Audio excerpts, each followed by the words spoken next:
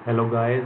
आज का जो हमारा क्यू कार्ड होगा, जो हम डिस्कस करेंगे, वो होगा describe a book you read that you found useful. एक ऐसी बुक को डिस्क्राइब करो जो आपने पढ़ी थी और आपको वो यूज़फुल लगी थी। यू शुड से मतलब आपने इस क्यू कार्ड को में इंक्लूड करना है व्हाट द बुक वॉज, वो क्या बुक थी। Why you decided to read it, आपने क्यों डिसाइड किया कि आप उसको पढ़ोगे। What you learn from it, आपने उस बुक से क्या सीखा। And explain why you found it useful, और एक्सप्लेन करके बताओ कि आपको वो यूज़फुल क्यों लगी। तो पहले हम देखेंगे good vocabulary words and idioms जो हम यूज़ करेंगे अपने क्यू कार्ड में विद इट्स सिंपलर मीनिंग्स। तो पहला हमारा होगा पेज टर्नर। पेज टर्नर एक वर्ड है जो हम यूज़ करते हैं उन बुक्स के लिए जो काफ़ी इंटरेस्टिंग होती है और आप रीड करते ही जाते हो जब तक वो ख़त्म नहीं होती है। Eye opening, something that gives a new perspective, कोई ऐसी चीज़ जो आपको किसी नई बात के बारे में बताए। Bread and butter, something essential for life, कुछ ऐसी चीज़ जो लाइफ के लिए बहुत ज़रूरी होती है, उनके लिए हम यूज़ करते हैं bread and butter. Think outside the box, to be creative and innovative, मतलब कुछ नया सोचना, कुछ इनोवेटिव सोचना, उसको हम कहते हैं थिंक आउटसाइड द बॉक्स। ये एक ईडियम होता है। वेल स्ट्रक्चर्ड, मतलब organised in a clear way, अच्छी तरीके से साफ सुथरे तरीके से ऑर्गेनाइज करना किसी भी चीज़ को। Practical wisdom, useful knowledge that can be applied in real life, मतलब वो ज्ञान या नॉलेज जो आप असली ज़िंदगी में यूज़ कर सकते हो। Life changing, having a strong impact on your life, कोई ऐसी चीज़ जिसने आपकी ज़िंदगी पूरी तरह बदल दी हो। Grabbed my attention, caught my interest immediately, मतलब कोई ऐसी चीज़ जिसने आपका सारा ध्यान अपनी तरफ खींच लिया हो। ब्रॉडन माई हॉरिजन्स, ये एक ईडियम होता है, इसका मतलब होता है expand my knowledge and experience, कोई ऐसी चीज़ जिसने आपकी नॉलेज और एक्सपीरियंस को बढ़ा दिया हो। जैसे कि हम किसी ट्रिप पे कहीं बाहर जाते हैं तो हमें नई चीज़ें सीखने को मिलती है, तो हम कह सकते हैं कि वो ट्रिप हमारे ब्रॉडन माई हॉरिजन, उस ट्रिप ने मेरे हॉरिजन्स को ब्रॉड कर दिया था। Made a lasting impression, something I will always remember, कोई ऐसी चीज़ जो आपको हमेशा याद रहे। कोई ऐसा मोमेंट होता है, कोई ऐसा एक्सपीरियंस होता है जो आपको हमेशा के लिए याद रहता है। तो अब हम चलते हैं अपने क्यू कार्ड की डिस्क्रिप्शन की तरफ। One book that I read and found extremely useful is the 7 habits of highly effective people. एक ऐसी किताब जो मैंने पढ़ी थी और मुझे काफ़ी यूज़फुल लगी थी, वो है the 7 habits of highly effective people. वो सात सात आदतें सबसे इफ़ेक्टिव लोगों की, बाय स्टीफन आर कोवे। ज़रूर अगर आपको ये नाम याद नहीं हो रहा है तो आप सिर्फ स्टीफन आर भी लिख सकते हो, कोवे हटा सकते हो। आगे बढ़ते हैं। I came across this book when I was searching for ways to improve my time management and personal growth. मैं उस किताब के बारे में तब जाना जब मैं सर्च कर रहा था तरीके इम्प्रूव करने के, अपना टाइम मैनेजमेंट और personal growth. A friend of mine recommended it, and since it had great reviews, I decided to give it a try. मेरे एक दोस्त ने वो मुझे रिकमेंड करी थी और क्योंकि उसके रिव्यूज़ अच्छे थे इसलिए मैंने डिसाइड किया कि इसको ट्राई करते हैं, एक बार ये बुक पढ़ के देखते हैं। फ्रॉम द वेरी बिगनिंग, मतलब शुरू से ही the book grabbed my attention, उस बुक ने मेरा सारा ध्यान अपनी तरफ आकर्षित कर लिया था, क्योंकि it was not just theory but also full of practical wisdom. क्योंकि वो बुक में सिर्फ थ्योरी नहीं थी बट प्रैक्टिकल विजडम भी था। प्रैक्टिकल विजडम मतलब वो नॉलेज जो अपनी रियल लाइफ में यूज़ कर सकते हैं। Each chapter was well structured and explain a different habit.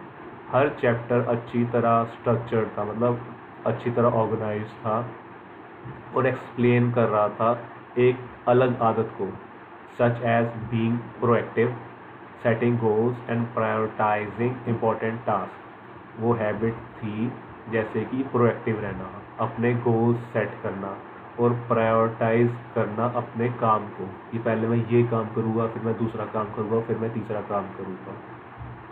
What really made it an eye-opening read was the way the author encouraged readers to think outside the box. जो मेरे लिए एक नई चीज़ थी वो ये थी जिस तरीके से ऑथर ने एनकरेज किया था पढ़ने वालों को कि वो अपनी सोच को ना थोड़ा क्रिएटिव बनाए, थोड़ा इनोवेटिव बनाए। थिंक आउटसाइड द बॉक्स का मतलब यही है कि कुछ इनोवेटिव सोचना जो बाकी लोगों ने ना सोचा हो। बाकी लोग बॉक्स के अंदर सोचते हैं, आप बॉक्स के आउटसाइड सोचते हो।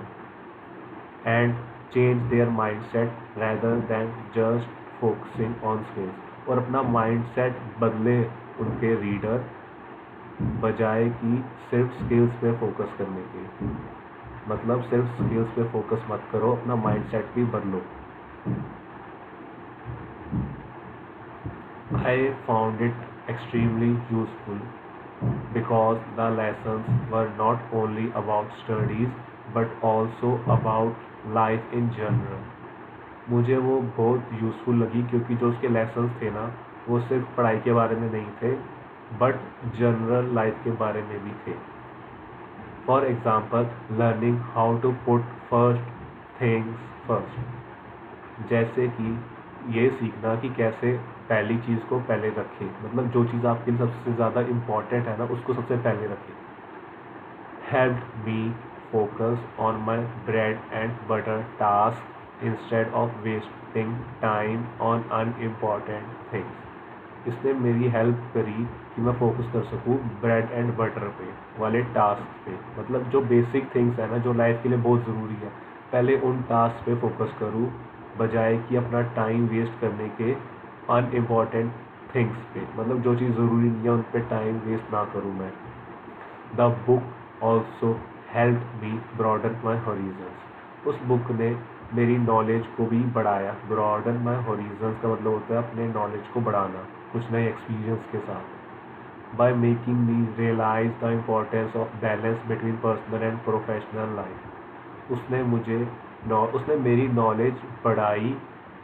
कैसे? क्योंकि उसने मुझे रियलाइज़ कराया इम्पोर्टेंस के बारे में बैलेंस करने का अपनी पर्सनल और प्रोफेशनल लाइफ के बीच में। उसने मेरी नॉलेज ऐसे बढ़ाई कि उसने मुझे इम्पोर्टेंस समझाई, किस चीज़ की इम्पोर्टेंस, बैलेंस की, किस चीज़ में balance, personal and professional life में। Overall, I would say this book was truly life changing. Overall मैं कहूँगा ये बुक सच में ज़िंदगी बदलने वाली है। It has made a lasting impression on me. उसने मेरे ऊपर ऐसा असर डाला है कि वो सारी ज़िंदगी मेरे साथ रहेगा।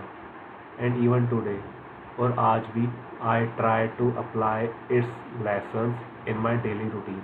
मैं ट्राई करता हूँ कि जो उसके लेसन्स थे ना उनको अपने डेली रूटीन में अप्लाई कर सकूँ। It was definitely a page turner and one of the most useful books I have ever read.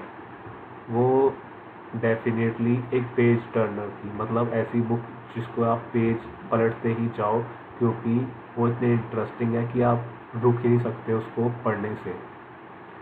और one of the most useful book I have ever read. और सबसे काम आने वाली बुक थी मेरे लिए जितनी भी मैंने आज तक पढ़ी थी उनमें से।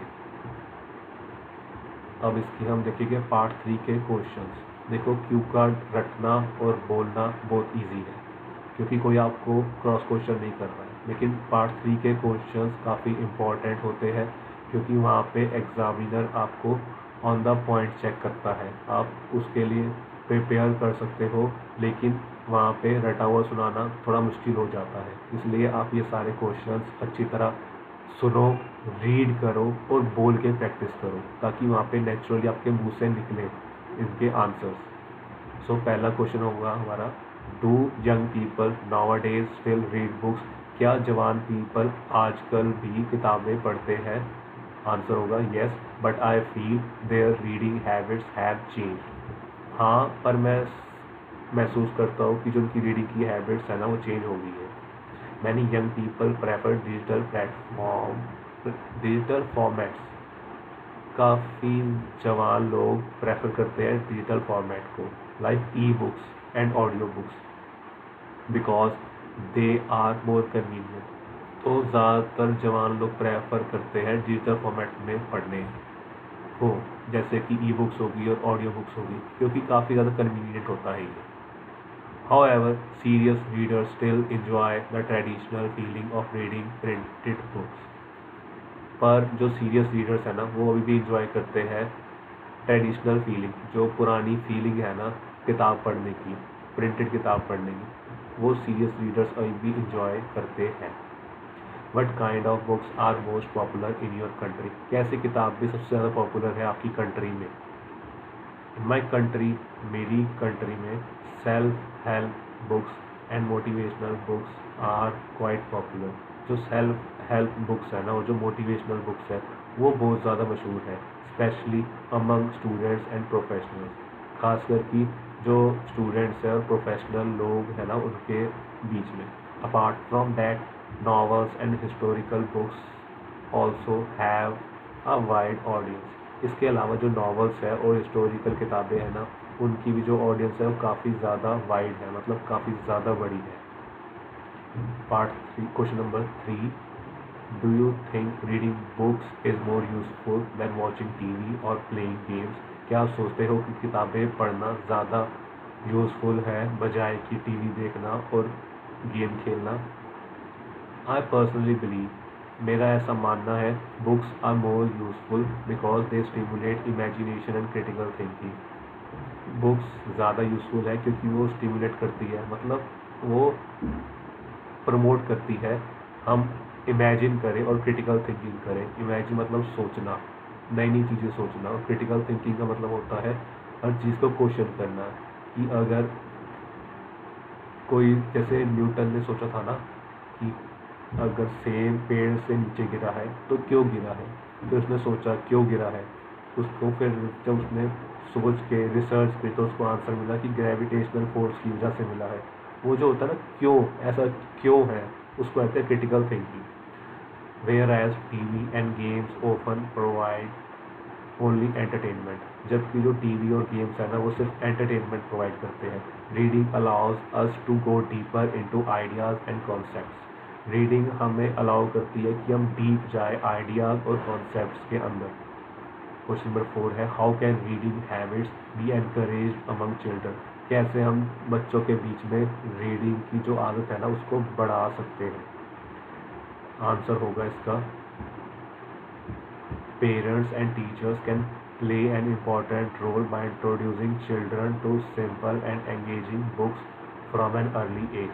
जो माँ बाप होते हैं और जो उनके टीचर होते हैं ना, वो काफ़ी इम्पोर्टेंट रोल अदा कर सकते हैं इंट्रोड्यूस करके बच्चों को सिंपल और एंगेजिंग बुक्स से। मतलब बच्चों को आप सिंपल और एंगेजिंग बुक्स दो, जिसमें उनका इंटरेस्ट शुरू से लगना शुरू हो जाए।